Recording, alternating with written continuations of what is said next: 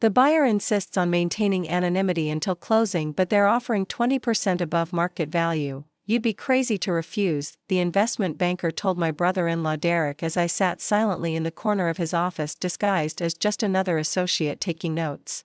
Derek nodded desperately, ready to sign away the manufacturing company he spent 15 years destroying with his real man business strategies, never suspecting that Meridian Holdings, the company saving him from bankruptcy, was owned by the sister-in-law he humiliated at every family dinner for over a decade.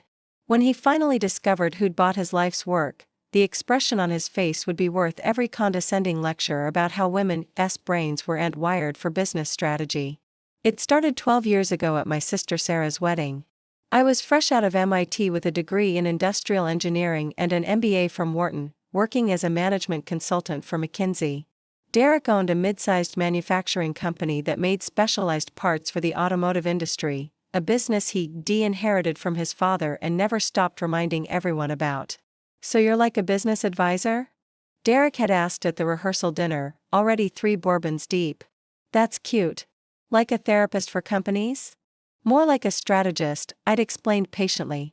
"We analyze operations, identify inefficiencies, design solutions." Right, he'd interrupted, turning to his groomsmen. "Consultants are like the people who tell you how to run your business but have never actually run one. No offense, Natalie, but there's a big difference between PowerPoints and actual P&L responsibility." "None taken," I'd lied smoothly. "Though I do have P&L responsibility for several client engagements worth, see, that's what I mean." He'd laughed, slapping the table. "Client engagements. In the real world, we call them businesses. But hey, consulting is probably perfect for women. All talking, no heavy lifting." Sarah had shot me an apologetic look, but she was glowing with wedding happiness, and I wasn't about to ruin it. So I'd smiled and changed the subject, filing the interaction away in my mental folder labeled motivation. The pattern established itself quickly. Every family gathering became Derek's stage for explaining why women didn't belong in real business. When I mentioned analyzing supply chains, he'd explain, incorrectly, how actual supply chains worked. When I discussed strategic partnerships I'd facilitated, he'd launch into stories about the handshake deals real businessmen made on golf courses. "The thing about women in business," he'd said at one particularly memorable Thanksgiving, "is they focus too much on feelings and relationships. Business is war. You need killer instinct, strategic thinking, the ability to make hard decisions without getting emotional." Natalie just helped a Fortune 500 company restructure and save 3,000 jobs, Sarah had interjected defensively. "Restructuring," Derek had scoffed. "That's just a fancy word for firing people with spreadsheets. Real business is about building something, creating value, not shuffling numbers around." I'd bitten my tongue so hard I'd tasted blood. But I'd also started planning. My consulting work had given me deep insights into manufacturing operations, and I'd noticed something Derek hadn't: the industry was changing rapidly. Automation, global supply chains, and new materials were disrupting traditional manufacturers. Companies that didn't adapt would die. And Derek? Derek was allergic to adaptation. "Why would I change what's worked for 30 years, he'd boasted at Christmas dinner. "My dad built this company on handshake deals and quality parts. All this technology nonsense is just consultants trying to justify their fees." While Derek clung to the past, I quietly began building my future. I left McKinsey after 3 years and joined a private equity firm specializing in manufacturing roll-ups. For someone who supposedly didn't understand real business, I had an uncanny ability to identify undervalued assets and transform them. My first acquisition was a small precision tooling company in Ohio. The owner was retiring, the equipment was outdated, but the customer relationships were solid gold. I structured the deal using a combination of SBA loans and investor capital, then spent 6 months modernizing operations. When I sold it 18 months later, the return was 340%. "How's your little project going?" Derek had asked at Sarah's birthday party, as I signed the closing documents on my phone. "It's fine," I'd said mildly. "Just sold it, actually." "Already? Couldn't hack it in manufacturing?" He'd grinned at his audience. "It's tough when you can't just make a PowerPoint to fix things." I'd let him have his moment. The $5 million in profit I'd just made was comfort enough. That sale became my seed capital for Meridian Holdings. I incorporated it in Delaware, using a series of LLCs to maintain privacy. Over the next 5 years, I acquired 6 more manufacturing companies, each one a distressed asset that traditional buyers overlooked. My strategy was simple: find companies with good bones but poor management, implement modern systems, optimize operations, and either operate them for cash flow or flip them for profit. By year 7, Meridian Holdings controlled a portfolio worth over $100 million. We specialized in automotive parts manufacturing, the exact sector Derek operated in. In fact, we'd quietly become one of his biggest competitors, though he had no idea. The company was registered to a trust, with all communications going through my law firm. During this time, family dinners became increasingly surreal. Derek would complain about new players in the market undercutting his prices, never knowing I was the one setting those prices.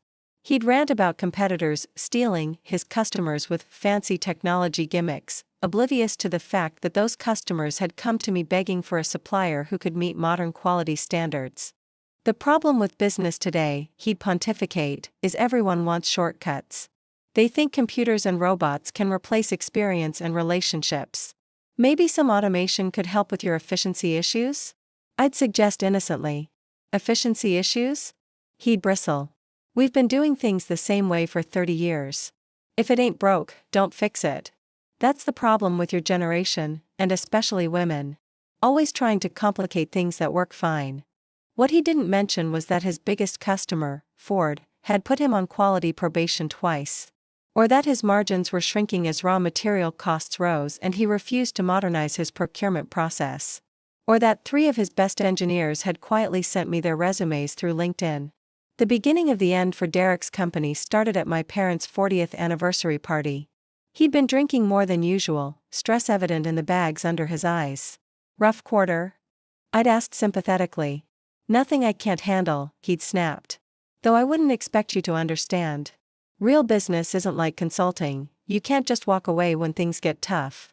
Of course not, I'd agreed. Still, if you ever need strategic advice? He'd laughed bitterly. From someone who's never had to meet payroll? Never had to look an employee in the eye and make the hard calls? No offense, Natalie, but the day I need business advice from my sister-in-law is the day I hang it up.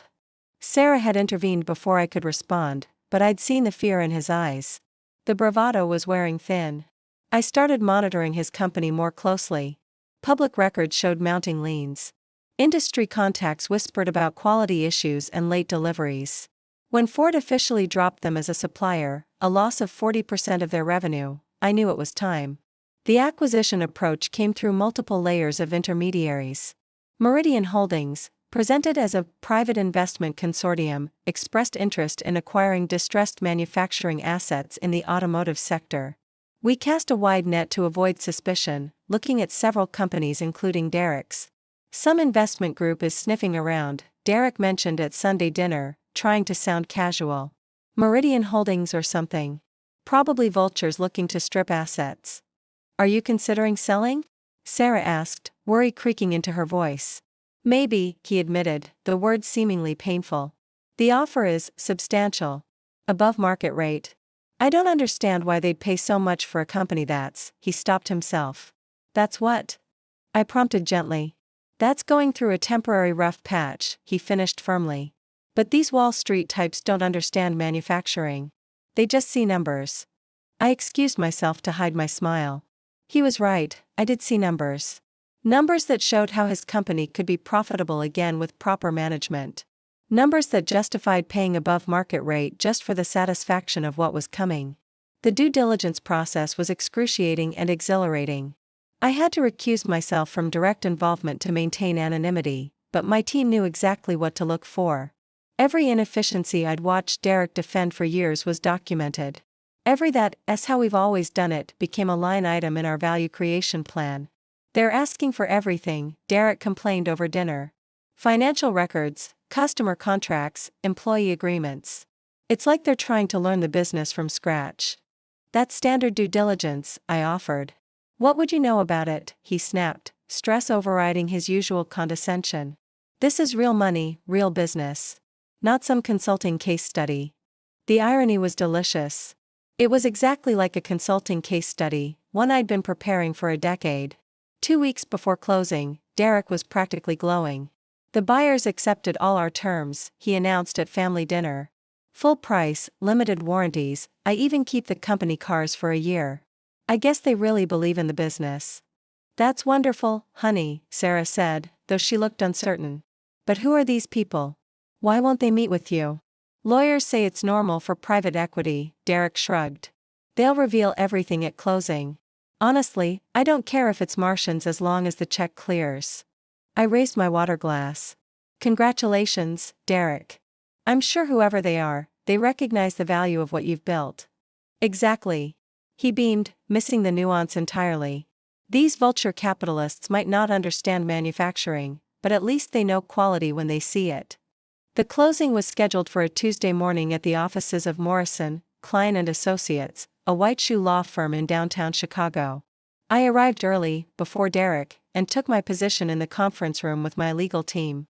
I'd chosen my outfit carefully, a conservative black suit that could belong to any anonymous lawyer or associate. Derek arrived 15 minutes late, flustered and apologizing. "Traffic was murder. Let's get this done, where do I sign?" "Mr. Morrison," the lead attorney began, "before we proceed to signatures, the buyer has requested to be present for the closing." "Fine, whatever," Derek said impatiently. "Bring them in." I stood slowly, removed my glasses, and smiled. "Hello, Derek." The color drained from his face like water from a broken dam. "Natalie?" "Natalie Morrison, CEO of Meridian Holdings," I confirmed, sliding my business card across the table. "We're so excited about this acquisition. You can't, what? I believe you're selling us your company?" I said pleasantly. 20% above market value, which is very generous considering the circumstances. "Shall we proceed with the signing?" "You're Meridian Holdings?" His voice cracked. "I am. Well, I own it. Along with 14 other manufacturing companies, including several you might recognize as former competitors." I opened my portfolio, showing him a corporate structure that made his jaw drop. "We're particularly excited about integrating your operations with our Detroit facility. The synergies should be substantial." "This is impossible. You're a consultant. You don't know manufacturing." "Actually, I've been manufacturing automotive parts for 8 years. Our revenues last year were approximately 4 times yours. But you're right, I did start as a consultant. The PowerPoints were very helpful in building a $100 million industrial empire." He looked at his lawyers desperately. "Can I back out?" "The purchase agreement is binding," his own attorney reminded him. "Breaking it would result in significant penalties. Besides," I added helpfully, "where else would you go? Ford won't take you back. Your credit lines are maxed. Your employees are updating their resumes. I'm offering you a graceful exit at a premium price. A smart businessman would take it." "You did this," he accused. "You sabotaged my business. Did I force you to ignore industry trends? Did I make you refuse to modernize? Did I tell you to alienate your biggest customer with late deliveries?" I shook my head. "No, Derek. You did that all by yourself. I just built a better company and let the market decide." Sarah burst through the conference room door. I'd texted her the address that morning. She looked between Derek and me, understanding dawning. "You're buying Derek's company?" "Someone had to," I said simply. "And I'll make sure his employees keep their jobs. Most of them are good people who deserve better leadership." "This is about revenge," Derek said bitterly. "All those family dinners, listening to you explain how women don't understand business? How we're too emotional for strategic thinking? How we focus too much on relationships?" I smiled. "You were partially right about that last one. I've built excellent relationships with all your former customers." The signing took another hour. Derek's hand shook as he initialed each page, transferring ownership of his father's legacy to the sister-in-law he'd dismissed for over a decade. When it was complete, I had my assistant bring in champagne. "A toast," I proposed. "To new beginnings." Derek downed his glass in one gulp. "What happens now?" "Now? You take your money and enjoy early retirement. Golf, travel, whatever makes you happy. I'll take care of the company." "And what are you going to do with it?" "First, implement the automation systems you should have installed 5 years ago. Retrain the workforce for higher skilled positions. Rebuild the relationship with Ford. Basic strategic stuff, very boring, lots of PowerPoints. Sarah finally spoke. Natalie, this is incredible. Insane. But incredible. Thank you. Though Derek deserves some credit. All those dinners where he explained what not to do in business? Invaluable. I took notes. Derek stood abruptly. I need to go. Of course. Oh, Derek? I called as he reached the door. Remember when you said the day you needed business advice from your sister-in-law would be the day you hang it up? Well, today's that day. He left without another word. Sarah stayed behind, staring at me like she'd never seen me before. How long have you been planning this? I wasn't planning this specifically. I was just building something while Derek was talking. It's amazing what you can accomplish when people underestimate you. He'll never forgive you. I'm not asking for forgiveness. I paid him above market rate for a failing business. I saved jobs he would have lost. If his ego is bruised because a woman, specifically, the woman he belittled for years, turned out to be better at business than him, that's his issue to work through. The integration of Derek's company into Meridian Holdings went smoother than any acquisition I'd ever done. His employees, freed from his micromanagement and resistant to change, embraced new systems enthusiastically. Within 6 months, the operation was profitable again. Within a year, Ford had renewed their contract. Derek never came to another family dinner. Sarah said he'd moved to Florida, where he told people he sold his successful company to a major conglomerate for a premium price. The fact that the conglomerate was run by his sister-in-law remained carefully unmentioned. Do you regret it? Sarah asked me one day, as we watched my newest factory's grand opening. Destroying his pride like that? I didn't destroy anything, I reflected. His pride was built on the idea that people like me, women, consultants, outsiders, couldn't succeed in real business. That pride was always destined to fall. I just happened to be there to catch the pieces. And make a profit doing it. Well, yes. That's what real business people do, isn't it? We laughed, standing in my state-of-the-art facility surrounded by employees who didn't care about my gender, only my ability to sign their paychecks and provide good jobs. Derek had been wrong about so many things, but he'd been right about one: business was war. He just never realized he was fighting on the wrong side, with outdated weapons, against an enemy he'd trained himself. The sweetest victory wasn't the money or the company or even the vindication. It was knowing that every success I achieved, every job I created, every innovation I implemented proved that the only thing standing between Derek and greatness had been his own limiting beliefs about who belonged in business. He'd said women didn't have strategic minds for business. He'd said we were too emotional, too focused on relationships, too soft for the hard decisions. What he'd never understood was that recognizing potential, in people, in companies, in opportunities, required exactly the qualities he'd dismissed. And in the end, those feminine traits had built an empire that swallowed his legacy whole. Now, when young women reach out after reading about Meridian Holdings' success, I tell them the same thing: the best strategy in business is letting people underestimate you while you outwork them. The second best strategy is buying their company when their outdated thinking catches up with them. Derek taught me that, though I doubt he'd appreciate the credit.